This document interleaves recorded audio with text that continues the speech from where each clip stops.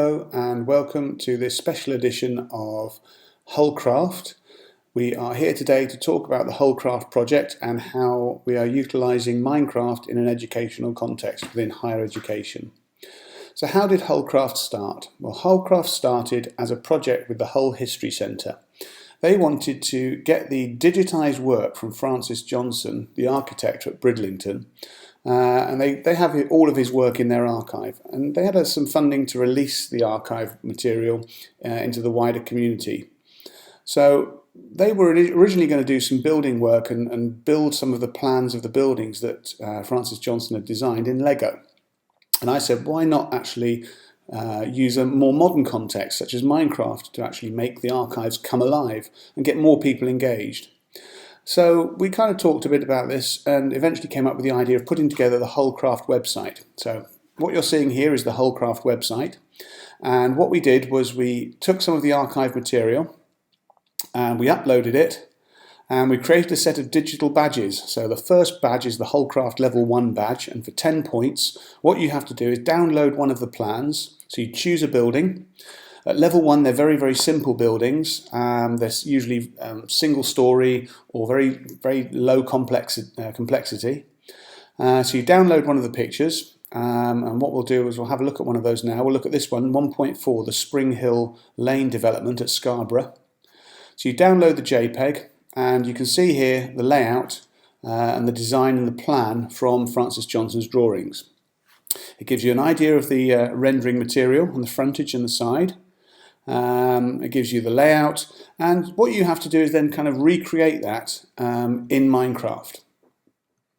So what we did as a project is we kind of created Qcraft, and we said to people, go and build it and you can earn a digital badge.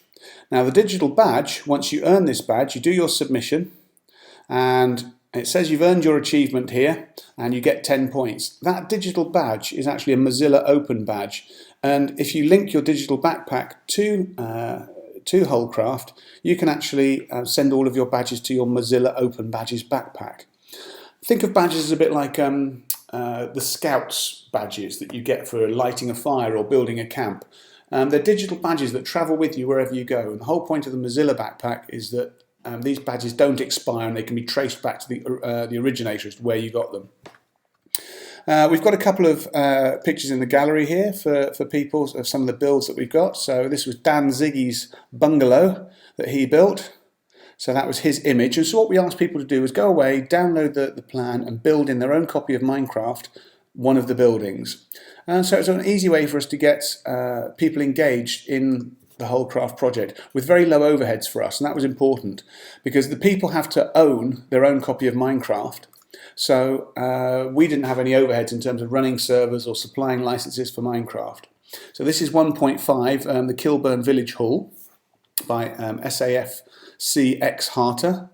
He uploaded that picture for us. And so very quickly we were able to build up a small gallery of designs and images from people who were obviously playing the game on a variety of platforms. This particular image is from Xbox 360 version, which was very interesting to see. So this is the Xbox 360 version, somebody playing the game in that particular console version. So we got a lot of engagement, we got a lot of people. We also created a registration form so we can actually tell people about what we were doing in more detail. We also had a bit of information about Francis Johnson and what he did and how the archives and the plans came to life. So we actually got some of that information in our details there. We also got a parents information page, just reassuring parents that we're not actually going to be mining their, excuse the pun, mining their data and storing any of their usernames and passwords, etc. for anything other than educational purposes.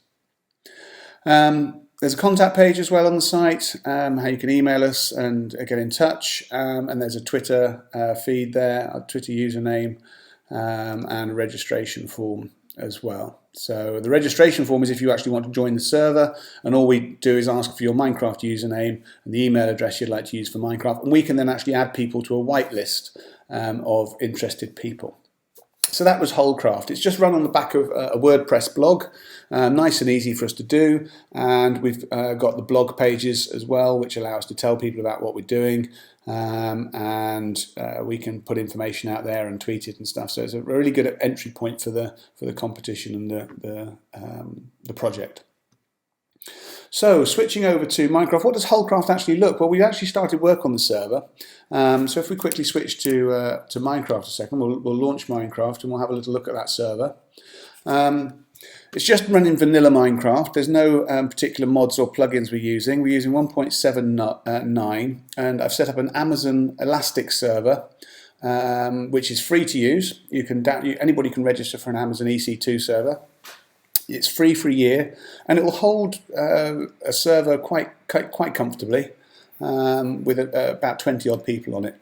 Any more than that, you're going to get a lot of lag. So we used a very low grade server. So we've created a number of plugins that we're using with the vanilla flavour of Minecraft. There are a few mods we've added, things like Townie, some anti-griefing mods, and allow people to protect their plots. And we're developing this. This is a work in progress. So just switching back then, this is the first page that we saw there. So if I look at the Qcraft 1 badge, which is very simple, what we're looking at here is the Spring Hill Lane development from Scarborough. So if I look at the top plan here, you can see you come up the stairs. I'm just pointing at the screen here. You come up the stairs into the bathroom. There's a bedroom either side and a bedroom in each quarter. So if we quickly switch to Qcraft here and have a look at that and fly up over the top, you'll see here you come up the stairs into a bathroom area with a toilet and a bedroom either side there and there, and a big bedrooms either side here and here. So that plot should look fairly similar if we switch back quickly to that. I think it does. It needs a little bit of refinement. It's not quite right. We need to do a little bit more work to it, but it's starting to take shape. What's very interesting though is you can see the difference in scale and proportion with this build when you come down the front of the building. So if we come back down and drop down to the front, the building looks much bigger from the front here. So if I just come back here, you can see there we've got these two columns and the plinth over the top and some steps. And if we look at the elevations for the property, you can see here that there's the house and the front. There's the front of the property there with the architrave over the top and two columns. So you can see from the front it doesn't look quite the same. It seems to look a lot bigger in Minecraft, but that's to do with the scale and the proportion. And that's one of the things you can teach people about when you're talking about using Minecraft in education. A Minecraft block, we'll just place one here. One of these blocks like that is 1 meter by 1 meter in Minecraft. So they're the basic building blocks you've got to play with. So it's quite difficult, if you like, to actually get any detail. One of the things you could talk about in a Minecraft educational context is using perhaps one block in Minecraft to equal 1 centimetre in the real world, in which case you could build some really quite detailed objects, but they would be massive. So a 2 metre high door would be 200 blocks high, which would be actually a really big sculpture. But people have done that, and you can get a lot of detail that way. But this particular example, as I said, is a work in progress, and we can walk around the building here, and you can see we've got some very basic detail, but the room layout is right. This is the bottom floor. There's a big room on the bottom on the left-hand side, and if we come back out of Minecraft and have a little look at that on the map, you can see we've got a big room all the way along the side here, which is the one we just walked through, and we cut through here and then cut through back to the stairs around the back of the building. So we can do that. We can cut through the back here, that's behind the staircase, around the back of the building, through 2 little rooms, and we can walk back to the front door and the staircase and then go upstairs. So as I said, this is very much a work in progress, and we're just trying to play with the idea of scale and get people kind of thinking about how these buildings might look in Minecraft. So that's just one example of how one can use Minecraft in educational context. Another thing I'd like to talk about here is the Minecraft MOOC that we're running. This is Minecraft for Educators, and I'm running a MOOC starting in January till March, a 6-week MOOC. It's free, anyone can join, and we're going to talk in a lot more detail about what Minecraft can offer educationally. So the link is up there. It's a Canvas network course, and it's free for anybody to join. There's a little bit of information about me down here, and what the course actually entails. Okay, so we're trying to get people engaging in Minecraft and think about how they might use it for their own particular studies. So what other tools are there? There's also another tool called Minecraft EDU. I'll just quit that one and we'll have a look at Minecraft EDU. Minecraft EDU is an educational version of Minecraft, and it's made by a company called Teacher Gaming, who have transferred a number of, or recoded a number of games into an educational context. With Minecraft EDU, there's a whole range of resources. If you click on their resources page here and you scroll down, there's a wiki for tutorial ideas, there's a discussion forum, and there's some links to other useful resources that relate to Minecraft down the bottom here. A few lesson ideas, a few real-world examples, case studies, and a few blogs from people who are using Minecraft in a gaming context. So it's worthwhile checking up on some of these people and following some of these people on Twitter and having a look through some of their resources. Of particular interest is this page here, which is Teaching with Minecraft, and it's from the wiki. And so we go to the wiki and we get this Teaching with Minecraft EDU, and it tells you about how to plan your first lesson. It also gives you a lesson plan intended for the tutorial world. So there's a tutorial world that comes with Minecraft EDU, and we'll launch that in a second and have a quick look at that. And it's a good way of introducing people to Minecraft if they've never played it before. There's also a few lesson examples here. We'll have a quick look at some of these in a moment. There's Qcraft, where you can actually study quantum mechanics all the way up to undergraduate level with the basics of quantum mechanics and how quantum particles relate to each other using a particular mod. There's also Computercraft with a little video there about how you can program things in Minecraft using a programming language directly in Minecraft itself. And a number of other examples of how Minecraft has been used for various different core subjects such as maths, English, some of the sciences, etc. as well. This particular project is very interesting. This is a United Nations habitat project, and this was where Minecraft was actually used to involve people in public space design. So some of the works that were completed, if we have a look at some of these videos, there's lots of different videos of content where people have built civic resources using Minecraft in a Minecraft world. These time-lapse videos are lovely, and they're a really good way of showing how a collaborative project can really enthuse and engage the mind. So they're well worth watching. I'd certainly recommend it, having a look at some of these. But this is the United Nations, a massive organisation who are using a tool like Minecraft as a simple way to get people to plan an idea, to talk about a subject, to enthuse and engage people. And really that's some of the power of Minecraft, the leverage potential that Minecraft has. And what we can see here is some people building a civic centre, a town, a small town, replicated in Mumbai in India. And so what they've done here is they've set up this village environment, and they've planned it and designed it on paper perhaps, and then they've gone away and built it, and they're laying out the structures and the paths and the buildings and how everything interrelates with each other. But all this requires planning on a massive scale, urban planning. So kind of talking about civil engineering and how buildings relate to each other, where the core of the village is or the core of the centre is, what amenities are needed nearby. All of those conversations can be had and then acted out in Minecraft to actually get people to see how things interrelate. So we'll leave that video there for the moment. We'll just let that one play. But it goes to show you with a little bit of forethought, this is what Mumbai looked like before, and this is what it looked like afterwards in terms of urban planning. So some very interesting things here are happening. I'll just stop that one playing there for a second, thank you. One of the other topics that was mentioned there as a mod that you can add to Minecraft is something called Computercraft. Computercraft is a mod that allows you to download various different, well, you download the mod and you install it, and what it allows you to do is, well, if we look at the getting started, what it allows you to do is program computers and objects within Minecraft itself. So it introduces a number of new blocks, and in those blocks you've got computers, you've got screens, you've got RAM, you've got ROM, you've got disks for saving programs, you've got turtles that you can control. Some of you may remember turtles from the olden days of and Pascal programming. I'm talking about the olden days of the 1980s here. But let's have a quick look at this video and see what this is about.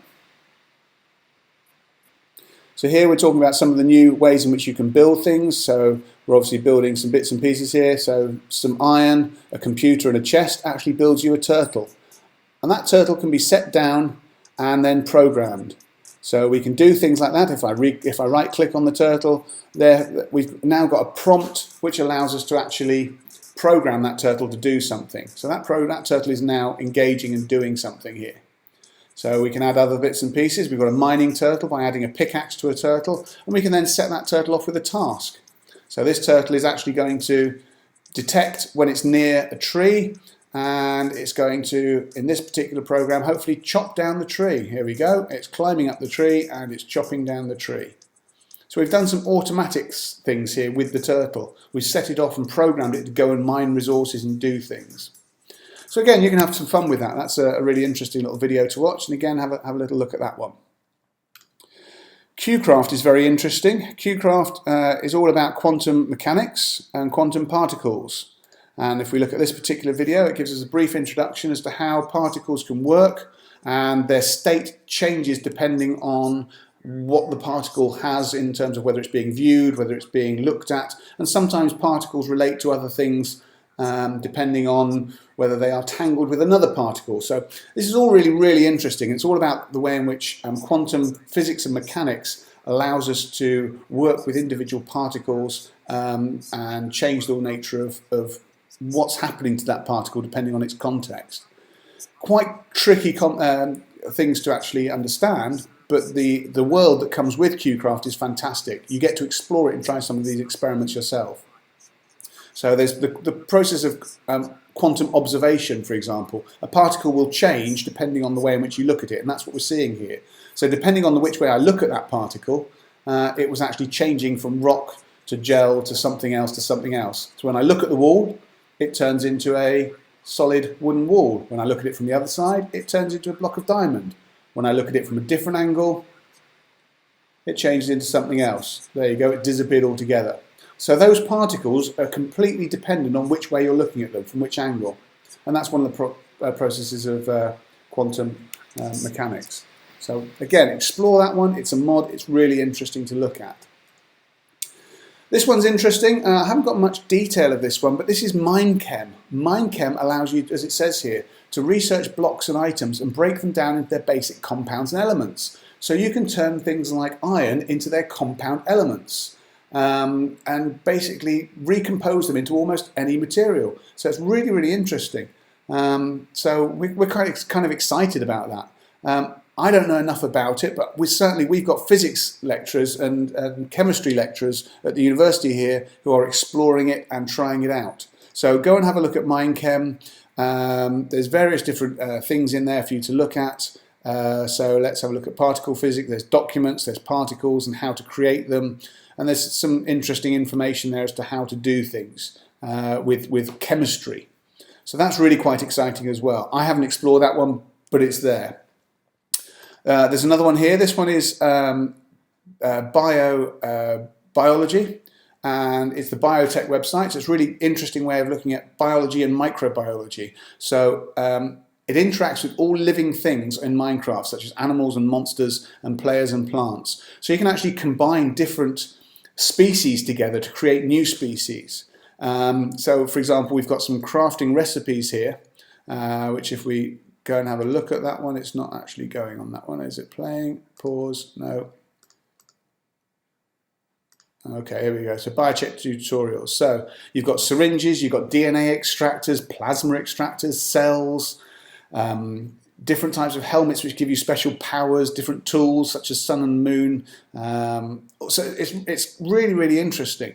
And again, it gives you some different interesting ideas here. So if you mix, for example, a potato and an enderman, you'll come out with something else, and you can combine those things to see what happens. So really we can create some quite interesting different things to do with biology. What happens when you mix two species together, and have an ethical debate about whether you should mix those things together. So really there's some quite interesting things to be done with biology in this particular one. Again, not one I've played with just yet, but something I really hope to get into soon. This one's quite interesting, The Wonderful World of Humanities. It's not officially supported by Minecraft EDU, as it says here, but it's a fantastic world. And it's a whole world that you can download and play in. And it takes you around the ancient world. And there's some amazing structures in there. So, for example, this particular picture is of the Colosseum. And that is quite considerable detail there in Minecraft. So we can see the detail that's gone into mapping and planning that site. You can wander around the Colosseum. You can go up and down in the lifts that take you into the underfloor stables where the gladiators came out. You can even go and sit in Julius Caesar's stage here and then watch him where the gladiators would be, and looking out and see what his view from the Colosseum might have been. There are also other big structures in there. For example, there's ancient Rome, there's ancient Greece. So there's aqueducts and viaducts, and there's villas and all sorts of really interesting Roman images. There's ancient Greece here. So we've got the Parthenon. I think that's the Parthenon, isn't it? Sorry, Parthenon, sorry. And we can go and visit that and see what that looked like and how the ancient Greeks' temples differed from the ancient Romans' temples. And you have that conversation. There's also a number of huge other organisations, things. There's like Leaning Tower of Pisa in there. There's the Eiffel Tower in there. So students can go in and explore, and you can have conversations and starting points of conversations in there. And it's all self-regulating. So once the students are in, then they can play, because it's a role-playing game. They can't build unless they're in certain areas. Fantastic project. Again, go and have a look. There's lots of videos there showing you what you can do and where you can go. So these are some of the biomes that we've got there. We've got ancient Egypt, Mesopotamia, ancient China, ancient India. There's the Great Library of Alexandria. There is Arabic and Islamic worlds. Again, this one was required to teach because this is the Kuwait Ministry of Education, which is where the map was made. So there's lots of really interesting different areas to explore. I'm sure they're good starting points for conversations for any geography or history, any history student. Speaking of geology, geology has got involved. So the British Geological Society has actually created the whole of the UK from an Ordnance Survey map as a geology map. So you can drill down through the crust of the surface of the UK and see the different layers of rock all the way down through the UK. And this is an accurate, realistic representation of real Earth geology. So it's really interesting. And we can actually see that geology and how that geology map there has been used to mine and map the whole of the UK, and it's been translated into a Minecraft map for us to play. So this is really interesting. It's a massive map. It's 6 gigabytes in size, so you need a lot of space, and it's 20 gigabytes when it's uncompressed on the server. So it does take some installation and a lot of downloading, but it's well worth it if you're interested in geology. And again, our geology department is very interested in exploring this and seeing how it works. They've also provided a tool for use here, so you can go anywhere in the UK and you can click on a location, and it gives you the teleport coordinate in the world, in the map. So if you want to, for example, let's go over here down to Bristol. That's Bristol down there. And if you click on that location, then it will actually give you that location as a teleport coordinate. So we can zoom in and we can get those coordinates. There we go, there's the coordinate at the bottom of the screen. We can go in and get those coordinates and work out where we are in the real world. So if I teleported to that position there where the crosshair is, using that coordinate at the bottom of the screen, I would actually be sitting on Bristol at that particular point. So we've got a phenomenal range of teaching materials, and lots of people are getting involved. We also have interest from the British Museum. The whole of the British Museum is being modelled in Minecraft. If I can actually type British Museum Minecraft. There we go. And we can actually see here that the British Museum is going to be digitally recreated in Minecraft. It's a really exciting project. So there's initial stages, which is going to create the Great Court and the facade of the building, and we're actually going to create some amazing public engagements here with museums, and we're going to get this created brick by brick in Minecraft. So again, if you're interested in that, those interested in contributing to the British Museum project can register their interest on Reddit via that link there. So all you've got to do is say, yep, put your details in, I want to get involved. So another educational project using Minecraft, and that's a big one. So really, it's up to you what you do with Minecraft. There's loads of different ways you can engage with it. This is just an overview of some of the things you can do. So we're really interested in some of these things. If you're really interested in Minecraft and want to talk to me about it, then by all means follow me on iLearning UK on Twitter. Send me a message on iLearning UK on Twitter and I will get back to you. Follow me on my website, which is www.ilearninguk.com. And by all means come and see me and I'll do my best to help you and engage you and motivate you. I'm certainly available if you want me to come and do consultancy work and talk to your people about how we can engage the curriculum with Minecraft. Or I can come and do workshops in your school or college. So do get in touch with me and I'll come and support you in whatever way to get your people engaged with Minecraft and get them excited about what we can do in the curriculum. Okay, so I hope you found this interesting and somewhat useful. Hopefully I'll see you on my MOOC. Don't forget the MOOC starts in January. So enroll in the MOOC for free and I'll see you on there, or I'll see you on Twitter, or I'll see you in iLearning UK, or come and play in Qcraft. Okay, thanks very much indeed for your time and I look forward to seeing you soon.